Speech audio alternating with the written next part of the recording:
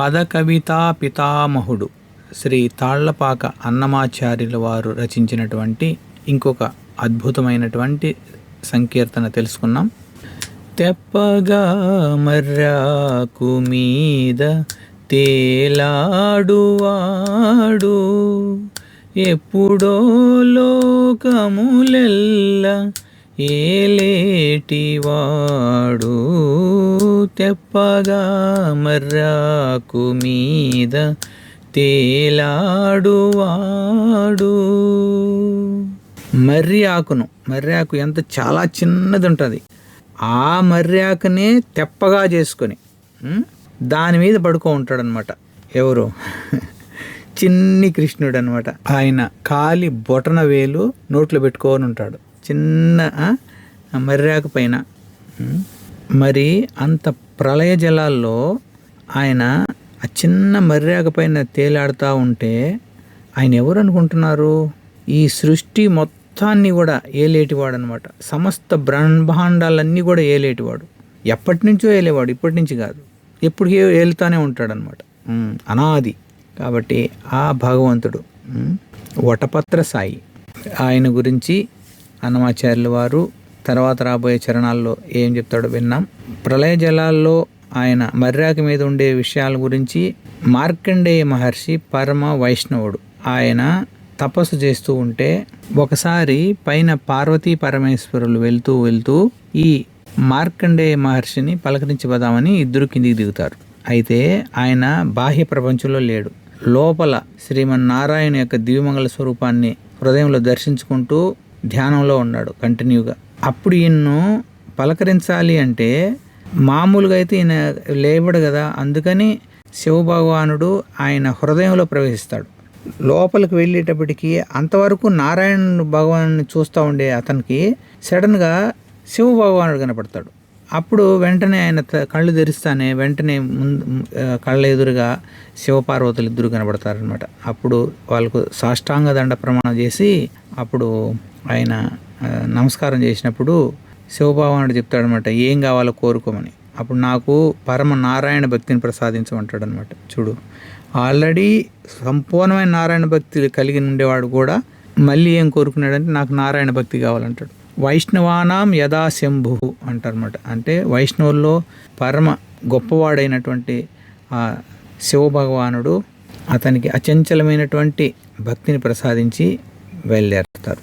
అంటే అంత నారాయణ భక్తుడైనటువంటి ఆయన నరనారాయణ ఋషికి ఎదురైనప్పుడు వాళ్ళు ఏమి కావాలంటే, అందరూ మాయ అంటూ ఉంటారు, నాకు మాయ అనేది ఎంత చూడాలనిపిస్తుంది అంటాడు. మనం ఎప్పుడు మాయలో పడి కొట్టుకుంటున్నాం. కానీ ఆ మార్కండేయ మహర్షికి అసలు మాయ అంటే ఏందో తెలియదు. ఎందుకంటే బాహ్య ప్రపంచం అనేది లేకుండా ఎప్పుడూ నారాయణ స్మృతితోనే ఉన్నాడు కాబట్టి ఆయనకు మాయ అనేది అసలు తెలియలేదు. అందుకని సరే అని చెప్పి ఒక్క రాత్రిలో ఆ మాయానంతా చూపిస్తాడనమాట ఆయనకు. ఆ చూపించడంలోనే ఒక రాత్రి 1,000,000 సంవత్సరాలు ఉన్నట్లుగా ఫీల్ అవుతాడనమాట. అప్పుడు ప్రళయ జలాలు వచ్చేస్తాయి. ఆ ప్రళయ జలాల్లో ఈయన తేలుతూ ఉంటాడు. అంతవరకు అసలు భయం అనేది తెలియని అతను ఎన్ని సంవత్సరాలు ఉంటాడు?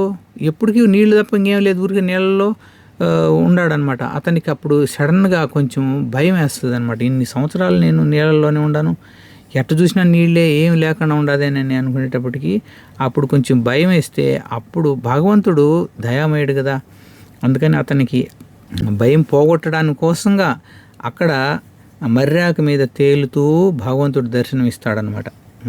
ఎవరికి? ఆ మార్కండేయ మహర్షికి. ఎప్పుడైతే అరే ఇంత చిన్న ఆకుపైన ఈయన ఉండాడే అని చెప్పి ఆశ్చర్యంగా అడిగిపోయి నా దగ్గర పోయేటప్పటికి ఆయన శ్వాస పీల్చినప్పుడు ఆ లోపలికి వెళ్ళిపోతాడు ఇతను.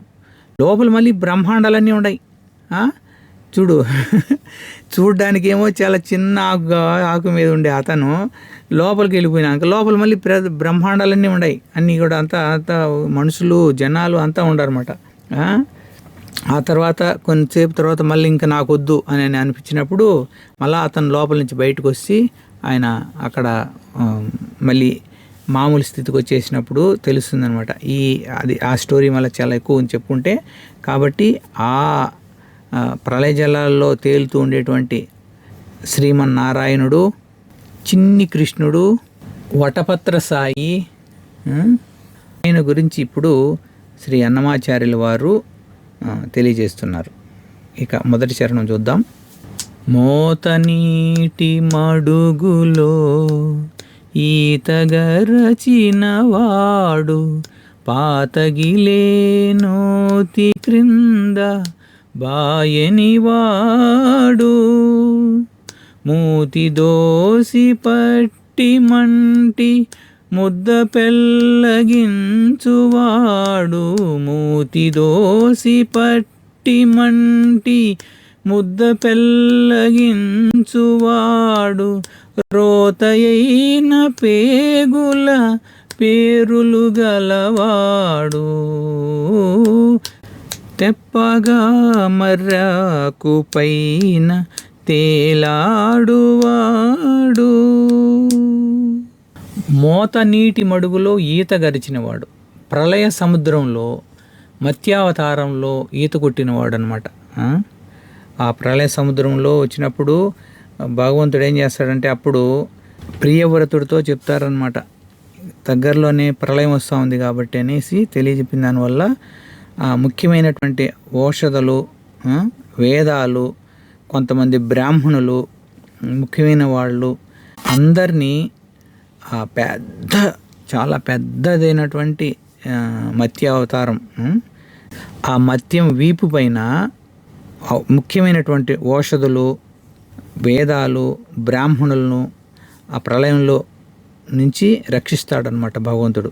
పాతగిలే నూతి క్రింద బాయనివాడు. ఎప్పుడైతే ఈ మందర పర్వతం చిలుకుతారో అమృతం కోసం, అప్పుడు అది 10 లక్షల మైళ్ళ దూరం ఉండేటువంటి అతి పెద్ద కూర్మ అవతారంతో కింద ఉంటాడనమాట. ఆయన పైన ఆ మందర పర్వతం కూడా ఒక 2 లక్షల ఎంతో దూరం ఉండేటువంటి పెద్ద పర్వతం అయితే దాన్ని వాసుకిని చేసుకొని చిలికినప్పుడు ఆయనకు అంత పెద్ద పర్వతం ఆయన మీద తిరుగుతూ ఉంటే ఆయనకి ఏదో వీపు గోకినట్లు ఉండిందట చూడు.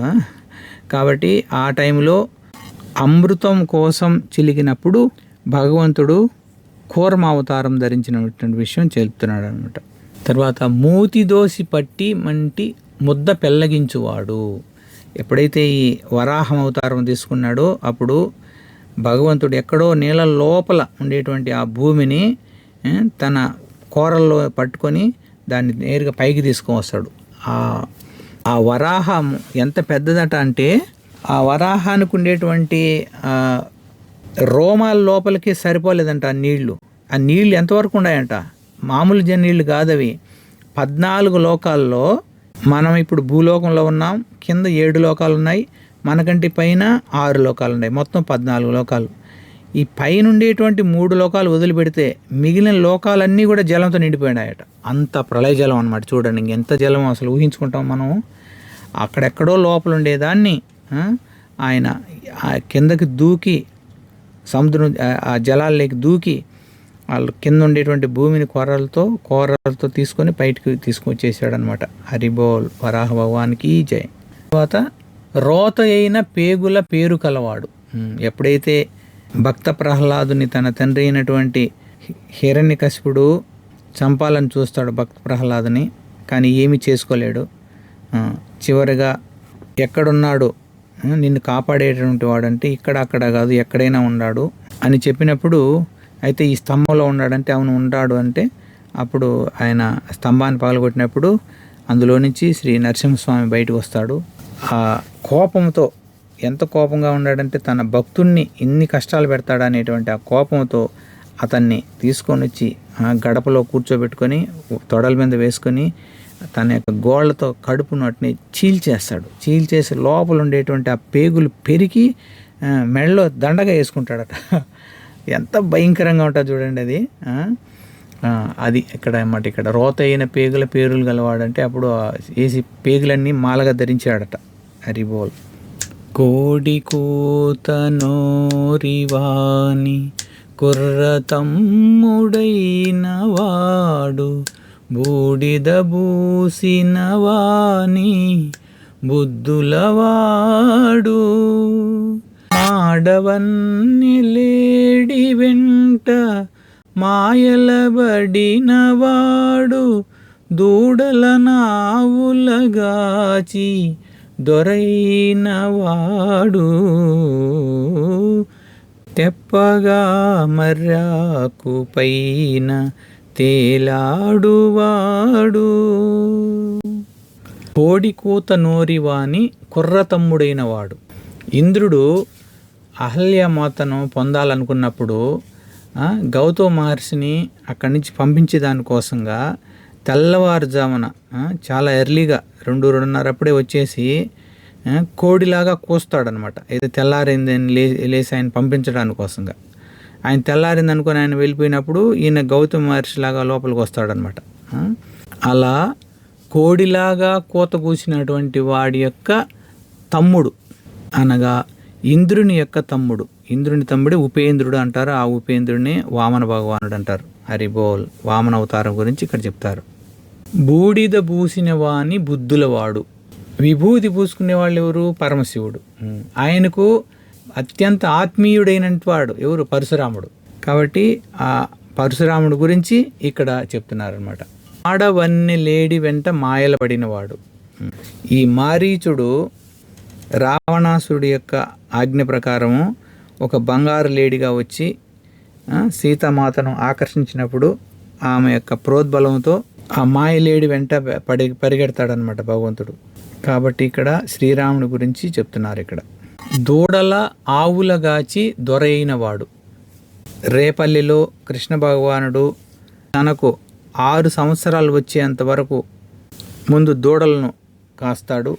ఆ తర్వాత 6 సంవత్సరాల తర్వాత నుంచి మళ్ళీ ఆవులు కూడా కాస్తాడనమాట. అందుకని దూడలు ఆవులు రెంటిని కాల్చిన వాడు, దొరైనవాడు, మన సృష్టి మొత్తానికి రక్షించేవాడు. భర్త, భోక్త, ప్రభు, సాక్షి అంటారు కదా. కాబట్టి భగవంతుడు అందరికీ కూడా రక్షణ ఇచ్చేవాడు, కాపాడేవాడు. ఆయనే దొర. శ్రీకృష్ణ భగవాన్ గురించి చెప్తున్నారు ఇక్కడ. ఆకాశాన బారే ఊరి అతివల మానముల కాకుసేయువాడు తురగముపై వాడు ఏకమై వెంకటగిరి ఇందిరారమణి గూడి ఏకమై వెంకటగిరి ఇందిరారమణి గూడి ఏ కాలము బాయని ఎనలేనివాడు తెప్పగా మర్రాకు పైన తేలాడువాడు. ఆకాశాన బారే ఊరి అతివల మానముల కాకుసేయువాడు. ఆకాశాన బారే ఊరు అంటే ఆకాశంలో తిరిగేటువంటి ఊళ్ళట.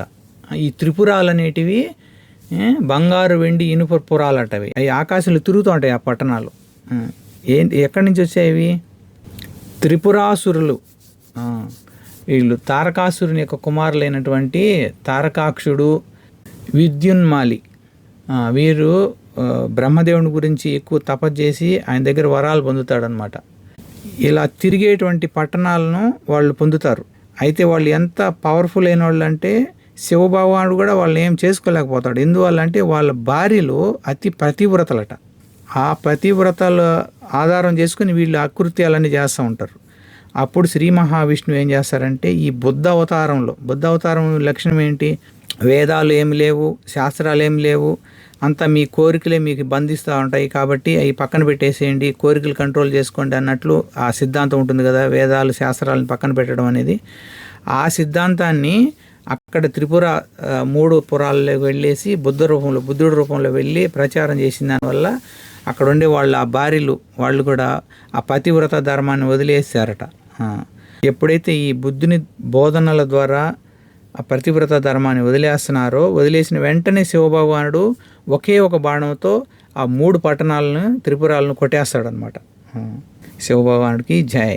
కాబట్టి ఆ బుద్ధుడి అవతారంలో వెళ్ళి ఆ త్రిపురాసురుల యొక్క మదాన్ని అణిచినవాడు. కాబట్టి ఇక్కడ బుద్ధ అవతారం గురించి చెప్తున్నారనమాట. తురగముపై వాడు అంటే కల్కి అవతారం గురించి చెప్తున్నారనమాట. కలియుగ అంతంలో చిట్ట చివరిగా ఆయన కల్కి అవతారంలో వచ్చి దుర్మార్గులైనటు వాళ్ళందరినీ కూడా తన ఖడ్గంతో ఖండించేసి మళ్ళీ సత్యయుగాన్ని స్థాపిస్తాడనమాట. కల్కి భగవాన్కి జై. ఇక ఏకమై వెంకటగిరి ఇందిరారమణిగూడి ఏ కాలము బాయని ఎనలేనివాడు. ఇక్కడ దశావతారాల గురించి మనం పూర్తిగా తెలుసుకున్నాము.